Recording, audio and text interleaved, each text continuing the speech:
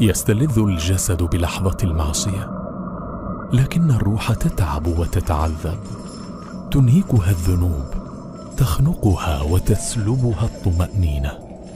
لكن مهلا، أنسينا أن الله غفار،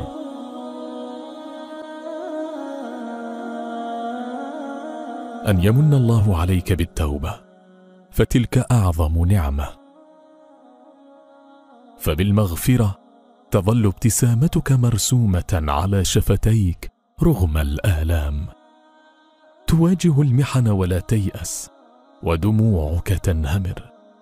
تنام مطمئنا، لأن الموت لن يكون لك شبحا مخيفا، لأنك تعلم أن بعد الموت حياة أجمل وأبقى. علم الله أن ذنوبك ستفسد عليك حياتك، تقهر روحك، تجعل طعامك غير هنيء، تملأ ليلك بالوحشة ونهارك بالسأم، فدعاك إلى التوبة.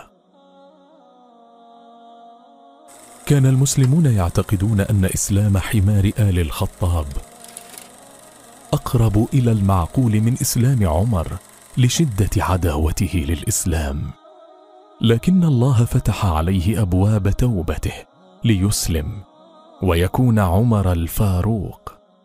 فهو سبحانه وتعالى يغفر بالاستغفار، يغفر بالتوبة، يغفر بالحسنات، ويغفر بالابتلاء. يغفر الله بكرم، يغفر ما لا يغفره البشر. يغفر دائما بين الصلاة والصلاة، والعمرة والعمرة، ورمضان ورمضان. يغفر بسبحان الله وبحمده، تقولها 100 مرة في يومك. إن ربك واسع المغفرة.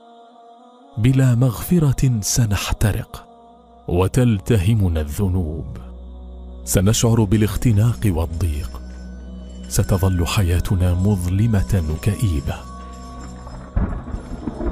وبالاستغفار ينزاح ركام السواد، تشرق شمسك وتورد أزاهير روحك.